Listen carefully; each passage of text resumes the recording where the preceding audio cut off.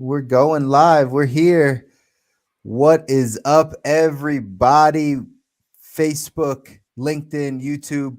Guys, welcome. Welcome back to another episode of the Good Life Visual Audio Podcast.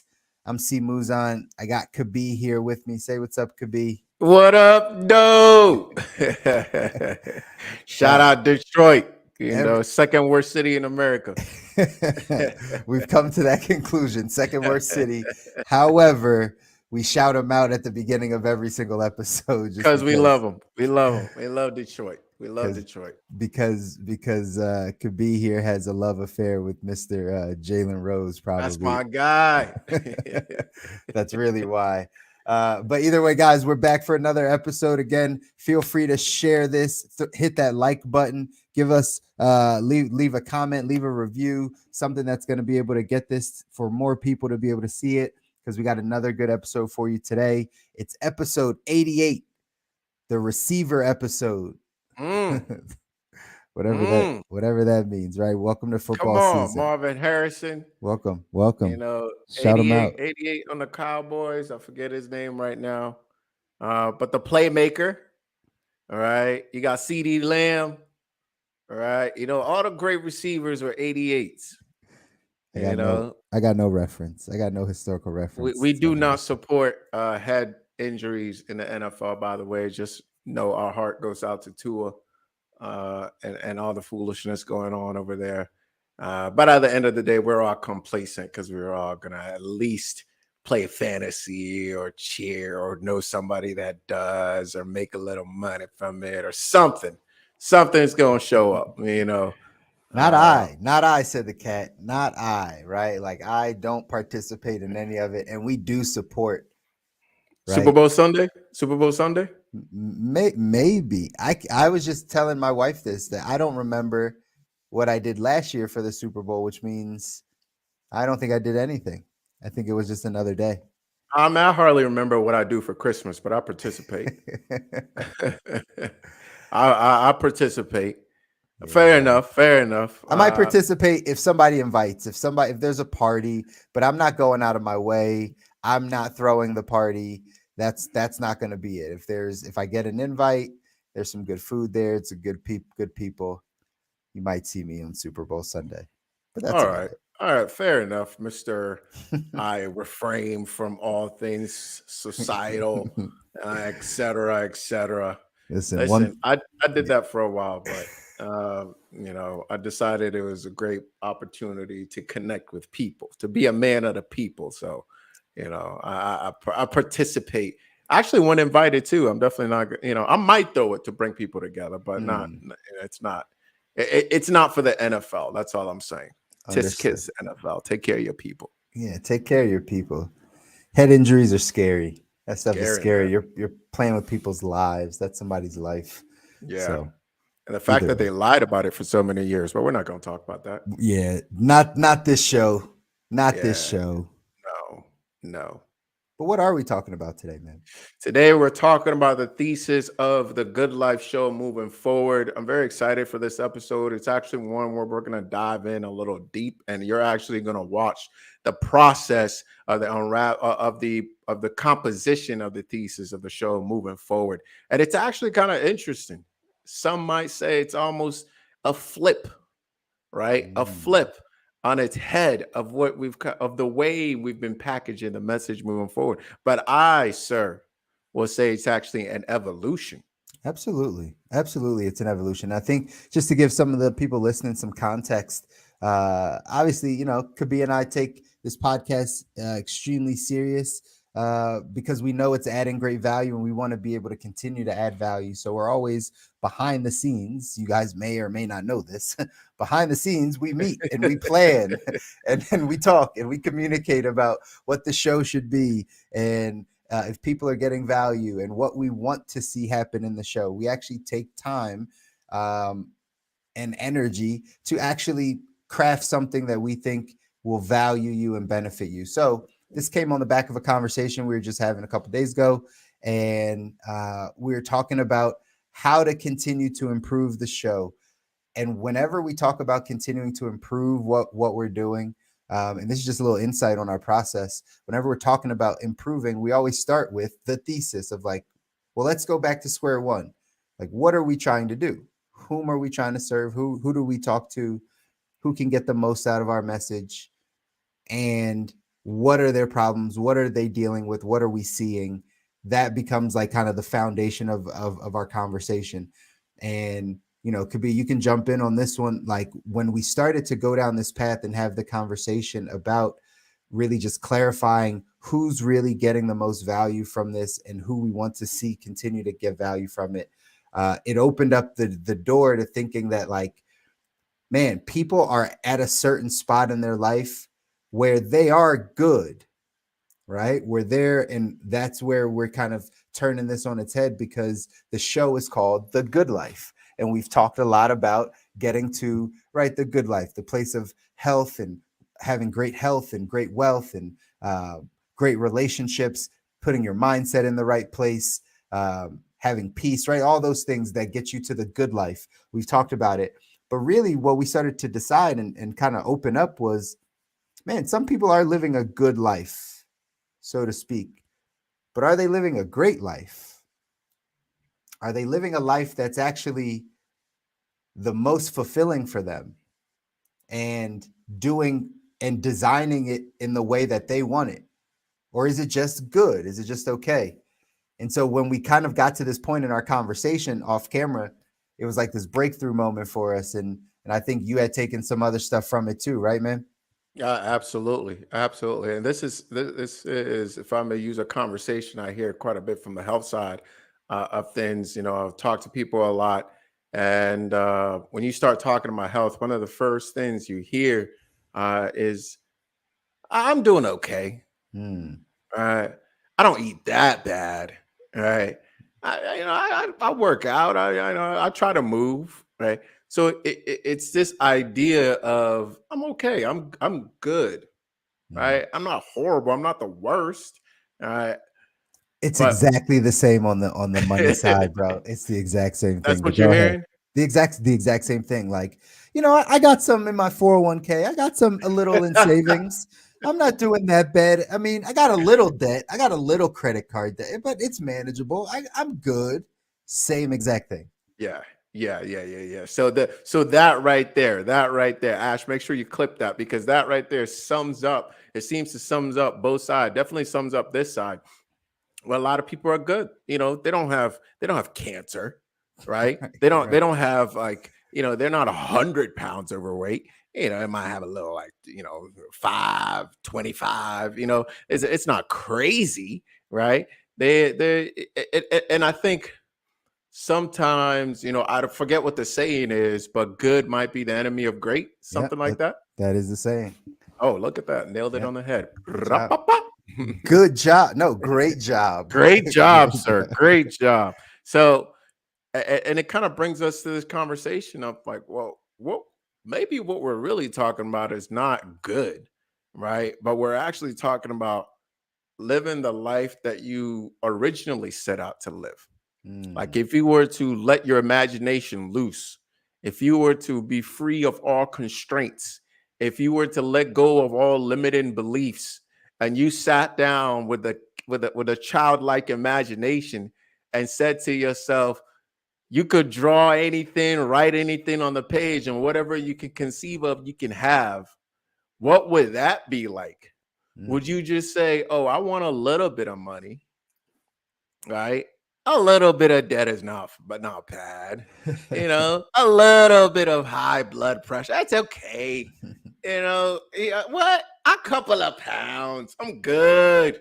I'm fine. Right. So what? So what if I can't walk up the stairs without getting out of breath? At least I can walk. Right. All right. I'm doing okay. I'm doing fine. Yeah. I don't eat the best, but I eat good. Hey, Right. In multiple ways. the word that keeps coming to mind is comfortable. I'm comfortable. That's right. I'm comfortable. Like I don't overdo it. I don't Right. overwork out. I don't overeat. I'm comfortable. I'm good. right? What do I need a coach for? I'm doing okay. I'm doing fine, right? What is this, right? So is that what that kid does, sitting there with the crayon, with the blank page, and has been told that anything you can conceive of, you can have? Is that what that kid would dream up? Absolutely not. When I ask myself this, I'm like, no, that's not. So at what points, what has happened in life that has like limited us, that has made us small, that has introduced constraints, that has limited our imagination and actually shrunk our expectations, so that we limit what we expect, so that we're not disappointed. That's it. I mean, you can let that sit, because that is the answer, right? We've limited our expectations because we have this fear of failure, fear of letting yourself down, letting other people down, doing the thing that is socially acceptable, or doing the thing that like is acceptable in your family, even if it's not what you want deep down. We've learned how to suppress those things from the fear of judgment, fear of being an outcast, fear of all these things. These are just fears that we shape our lives around and mold our lives around, and because of that, there's so many people that are just comfortable. They're just in the middle of the road. They don't experience great joy and great emotions. They're not always down. People have it worse than them. They're just kind of hanging out in the middle.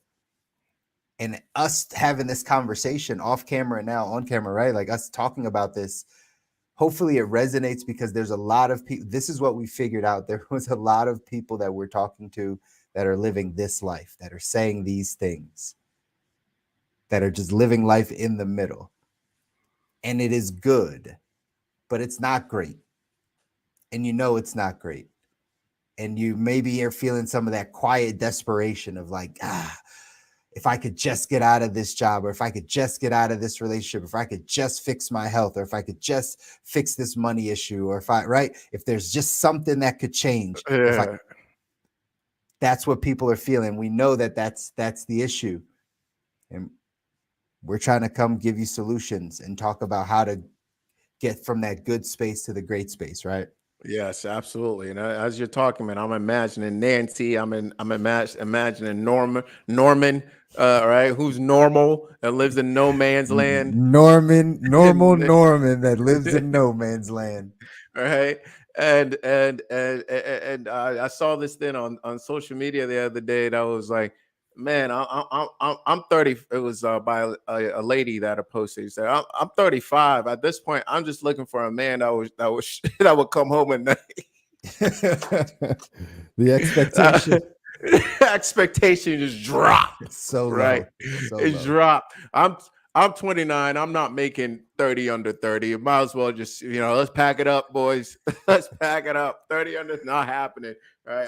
I'm 30. I'm 35. Listen, or 36. Just, I'll take that one. Just give me that one. Somebody that'll come to bed at night. It's all good. Right. Settling.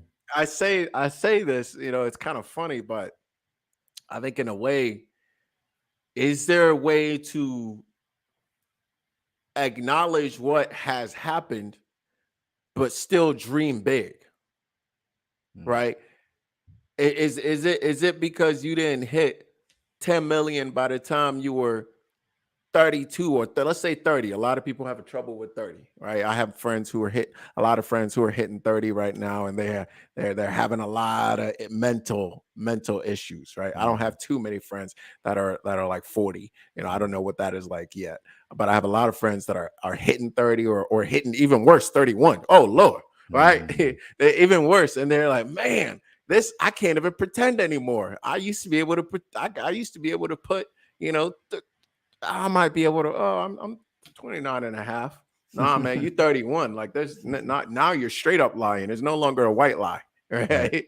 So when you hit that point where it kind of feels like, I don't know, you can speak on this a little bit, but for a lot of folks I talk to, I know it kind of feels like, oh man, things got real. I didn't reach I didn't reach the places I wanted to reach. How can I possibly, keep dreaming big? Or how can I?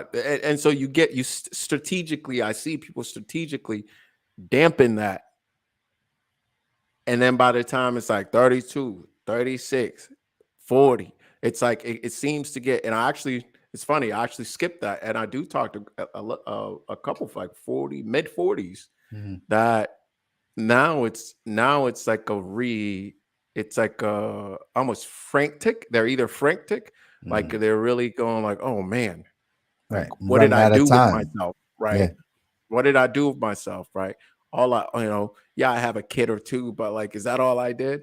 It's right, kind of like the spirit of like, is that it? right, right. I mean, I feel like that's where midlife crises come from. Mm, That's I don't know, and I'm not, and maybe somebody that's listening can help us outside of the U.S. if that is an actual thing. Like in other cultures and other countries, and is a midlife crisis a thing when people hit their mid 40s or right whatever that time is? Do they really freak out in other countries? Do they really have to go, backpacking or go extreme sailing or buy that Corvette or leave their spouse or right? Like, is that a thing or is that our culture? Because I have a feeling that's our culture, because we settle into these things that are not us. We settle into these lifestyles. We settle into these careers. We settle into this thing we believe is normal in society, and it doesn't necessarily fulfill us in the ways that we need to be fulfilled as a human being, to like actually fill our soul, like our spirit man, right? And so we get to that 39, 40, or whatever year, if it could be 30s, right? I'm closer to 40 than I am 30, right? I'm turning 37 this year, right? So, right, closer to that side, but it happens in all ages, in all spans. There's this change or something that's a bit different. But is it because you feel like you haven't been living your authentic life, the life that you truly want? So you get to a place where you're like, nah, this is too much. I want to go, I want to go backpacking right across the Alps. I don't know. Right. You just come up with things. Or if you go to actually going to living your authentic self and true self consistently, then you get to know more of who you are at 40, or you know more of who you are at 30. Whenever those transition years come, you're not nervous about it because you know yourself. You're walking along the path with you. Don't have that high expectation of what you should have been doing or where you should be at.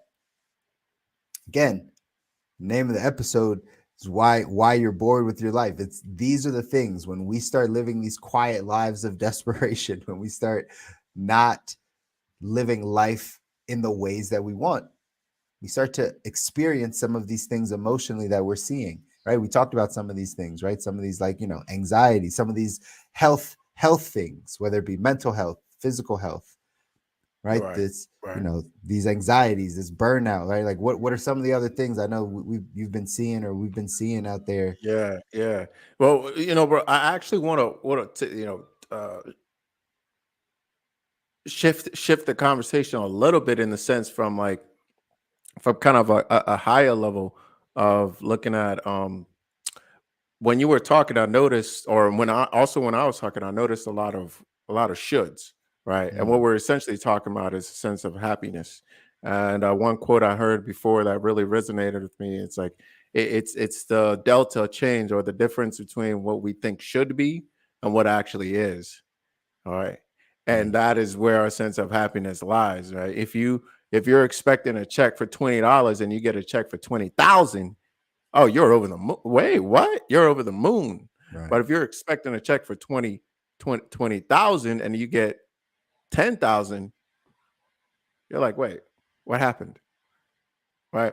So, or if you're expecting, double that, whatever, 40,000, you get 20,000, Mhm. got the same amount, but your sense of happiness is very different. Now, in looking at our lives currently, I think a lot of people, myself included, we live in our heads in the sense of we don't really know what we want, so we adopt narratives as to what things should be like, right? And when those things aren't like that, we one get confused and then two disappointed in ourselves and in society as a whole. All right. So this whole we equate it, you can equate it to age, you can equate it to whatever you want to equate it to. Right. I remember distinctly, man, standing at my college graduation, kind of being like, I thought this would feel a little different. Like I'm excited, I'm proud, I'm etc. But like I was looking for something that told me that, oh, okay, yeah, this is what it's supposed to feel like. Right? I was looking for something like universe confirm that this is what it should look like. Right. So from that as well, so the should, right, the comparison of what we think should be versus what actually is, but also our outlook on things. And before we even get into some of the things of like health and wealth, which I think are the two restrictive things in terms of living our most abundant life, I think another one is just honestly just our outlook, right? So two people could look at the same thing and have a very different outlook. In fact, I saw on social media, and I know I'm referencing social media quite a bit today, but we spent a lot of time on it. But where it was, the two people sitting on two sides of the bus or whatever. One is looking out at a sunny day, one is looking out at a cloudy day, and they have the same thought process written over their head. And it's like, Ash, if you find this, feel free to insert this. But one is looking out and it's a great sunny day, and it's like, I'm going to work. And the other one's looking out and the bright sunny day is like, oh, I'm going to work. Right.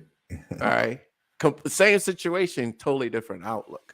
All right. So that came to mind as well. But to our point and to our thesis, I think the two things that are most determinative of us being able to live an abundant life, besides our outlook and our comparison of like others, etc., is our health and our resources. Money doesn't make you happy, but it sure makes life a lot easier, right? That's right. That's right. I would say health directly can make you happy, actually, right? Whether either it's your mental health, emotional health, your physical health, because it's one of the few things. It's one of the few things money can't buy, and when your health is not right, everything is off.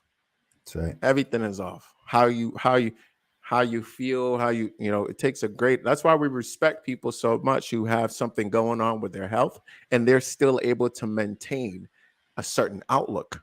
I think of motivational speakers I've seen who have gotten into car accidents or whatever, and they're very limited in terms of their health, but their outlook is amazing. We're super inspired as a human race by those people because that's a very hard thing to do. Yeah. All right. But to our point and to our thesis today, if we part of the reason why I think we focus on health and wealth, not just because it's what we do, but to me, I think it's the two biggest, it's the two most encompassing things of allowing us to live and the life that we actually would draw on paper if we would let our imagination loose, or if we let go of limiting beliefs, or if we let go of fear of failing, fear of looking bad, fear of being disappointed, fear of doing the wrong things, or fear of being in the wrong. Right? If we let go of those things, the life that we would actually choose to live, heavily influenced by our level of health and wealth. Yeah, I believe so too, completely. Hence why we do the show, guys, right? Because these two areas around the topic surrounding health and wealth, key drivers, right? Key drivers in your success. And so just us being able to have the conversation, us just being able to talk about it and be able to pinpoint, right, from both of our sides, from, could be on the health side, myself on the wealth, money side of things, right? Just being able to look at some of those areas that are the blind spots, right? And really being able to address those blind spots and seeing what we can do to be able to get us in the direction of the life that we would draw out on paper, right? And again, health, paying attention to these two areas is why we do the show, and it's why we're having the conversation. And so we want to be able to add value, right? We want to be able to add value we we talked about this also off camera, right? Starting to hear back from you guys and getting some engagement of the stuff that you're actually dealing with out there in these areas, right? In the areas of health, like what are you feeling? We started the kind of the conversation about like kind of living at that, middle level, not being great, right? To whatever standard that is for you, but that greatness of, I'm okay in my health. Well, how could it get better? Have you ever sat down and evaluated how could it get better? What are you feeling that you don't want to feel? Have you evaluated what needs to happen and where's the disconnect, right? I think that's a lot of what we want to be able to talk about. And question piggybacking off of that, brother, is I think, and you tell me if you agree with this. I think a lot of people believe that an improvement in their health means that they're going to limit how they enjoy life, like their enjoyment of life, Mm, right? Or being more disciplined with their money means that they're going to enjoy life less. Do you mm. see that association being made? Yeah. And what are your thoughts on that? Is it true or can it be something else? Well, I 1,000% see that, and I'm glad you bring that up because 1,000% I see that, and I know you see that on your side, right? Like again, this is just the area that it's similar. Um, but obviously we know the opposite, right? We know that by becoming more disciplined, so to speak, or having more clarity in an area and applying the information you learn, that actually allows you to have more energy, have more freedoms, have more money, right? Like have more abundance, right? It allows you to do it. It's kind of one of those things you got to take a step back to take steps forward. You got to just be able to say, you know what? The discipline is a good thing in order for us to get to where we got to go. I'm sure that's what you see also, right? Oh, absolutely, Yeah. absolutely. I think a lot of there's this guru on YouTube.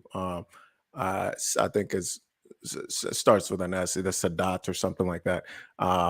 But I listen to some of his talks periodically, and he talks about something that really struck a chord with me in terms of altering our senses and using substances to alter our senses.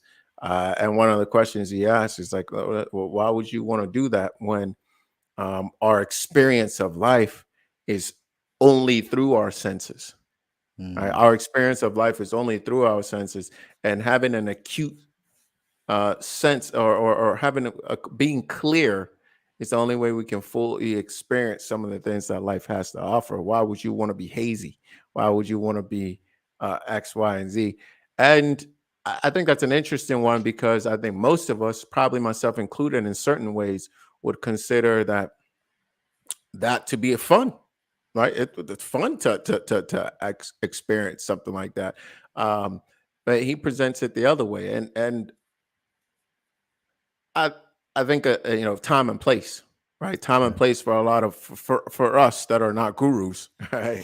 Time and place for us who are not gurus and living that type of life. But it also is an example of oh, it is possible. It's actually not true that to get rid of all those things means that there is no sense of enjoyment in life. Because you look at this dude seems to be having a lot of fun to me. All right. Yeah. Got his big old beard, his outfit, and he's out here riding motorcycles. All Right. right. He Right. seems to be enjoying life quite a bit. So is our what it means to enjoy life, is that also another one of the shoulds that has been that we have adopted as a storyline, right? Mm, When you're enjoying yourself, you should have a beer. You should do this. You should do that. You should. Well, what if you pause and it's like maybe your sense of enjoyment is something totally different, you that's know? it. And then so that's to the question of I think we live a lot of shoulds, right? A lot of shoulds. Oh, I should have this job so that I can do this. Doesn't matter that it's unfulfilling or that I hate it or blah blah blah blah blah. All right, but I should be doing that. It's fine. Mm, It's the way things should look or things should be. Or I should be doing better. I should be doing this, right? And I think a lot of that leads to a deep sense of unfulfillment, right? A deep sense of unfulfillment that we then have. Can you believe? I think I was reading this article. It was like, the term, like, the idea of having anxiety, Mm, right, is very new. Is very new, and also when you go to certain societies, it doesn't exist. That makes no sense. The concept makes no sense, right? So, so my question then is like, how? Why? If it's something that can be like it's just a scientific fact, right. then why does it not exist in certain time and spaces? So, is it Gotcha. something to do with our environment or the way we're living? It That's goes a back. rhetorical question. Yes. Listen, clearly, right? Goes back to my midlife crisis point. Like, there's certain things in our society that just are the way we're living. And I think, as you were talking, I agree 1,000% with everything you just said. And one of the things that it always takes my mind to in this like entrepreneurial living is just Mm, asking the question why, right? Just asking why, that childlike curiosity of like, well, why is it that way? Why do we have to do it that way? mhm, Why does it work like this? Right. And I think the more that we get to that place of asking the questions, like, why does it have to be that way, I think we can get better answers. Why do I have to have this job? Why does my right why do I have to go through my relationship this way? Why do I have to treat my money this way?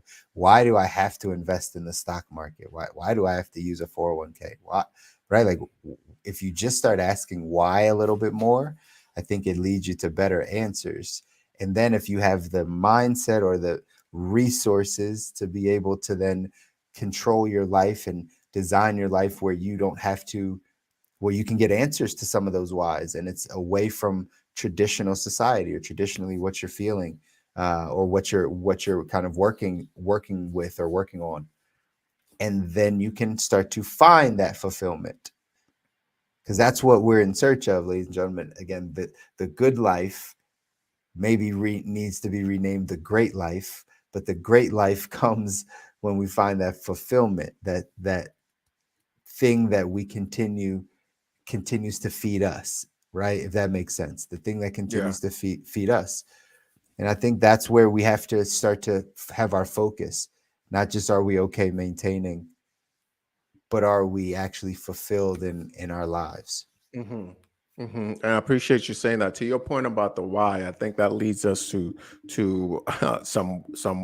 a wealth of information for ourselves. Two things. One, as we presented earlier, this is a process that I'll speak for myself first, and Chris, you can agree or disagree, that I'm going from good to great, because where I am now is not where I want to stop.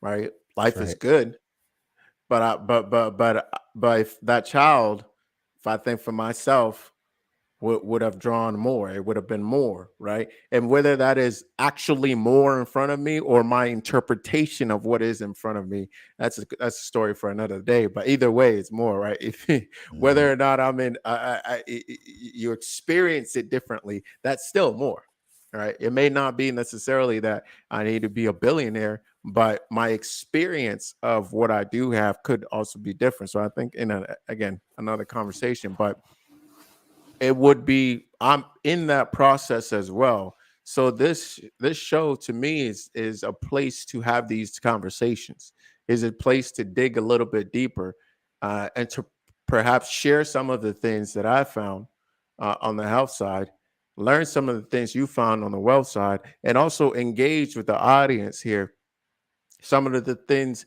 that maybe they want to explore with us, or some of the things they have found. Like, I want to know. Please share the knowledge, man. We're not, we're Exactly. here, we're here to receive as well. Shout out 88, right? 88 we're receiver episode. yeah, we're here to receive as well from you guys. So we would love to hear, like, are you are you really really satisfied, or deeply down, what, like, how do you really feel about your job? What would you change if you could really change anything? How do you feel about how you spend your time? When you look back on this year, did you spend it how you think you would? What is restricting you? What is holding you back? What is missing?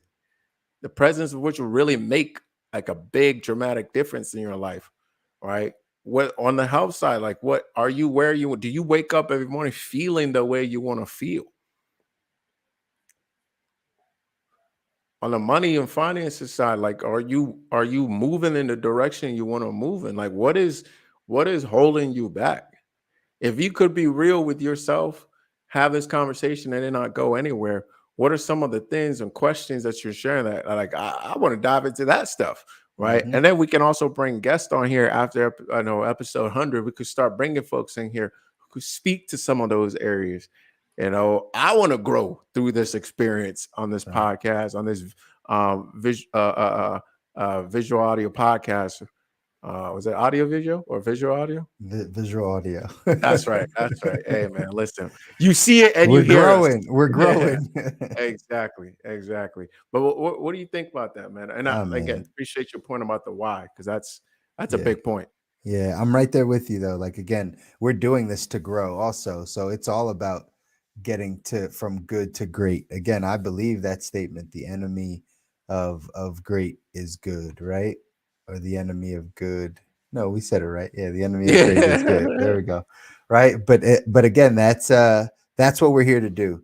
And that's what I want to continue to do. All those same things could be that you said, right? That we're bringing to the table that we want to see in this podcast, in this visual audio podcast, is exactly what I want. I want us to be able to grow. I want us to be able to have more information, bring in more information, bring in people that have information, and continue to give it to everyone so we can again elevate our life. Just like the podcast is going to elevate, our lives need to continue to elevate, and fulfillment is what we're after. So some of those questions that you asked, brother, are the key questions. I think that's a great place to kind of wrap it and let the listeners marinate and think on some of those questions and some of those things that they might be feeling until next week. Yeah, I wish we had a phone number folks to call into or email or whatever. But what you can do is you can comment wherever you see this, That's right. right? You can comment, leave a comment on there, or message one of us. We do have our handles here at for me, it's the bottom left side of the screen. We do have that. Feel free to message any one of us. Will definitely see that, whether it's on Instagram, YouTube, Facebook, LinkedIn. Ooh, we're Tik everywhere. TikTok. TikTok, Ooh. or wherever, everywhere. And we want to connect with people, man. I think at the end of the day, that is one of the key. And we'll be outlining some stuff, definitely on the half side for sure. Some of the principles, the key principles, and one of them is community and connection. Through this, obviously, we're talking direct, but community and connection on this side, I think will be fantastic. With Agreed. that said, I'm gonna say I agree. With that said, man, we appreciate you guys joining us for another episode, the receiver episode, episode 88. Shout out to the playmaker.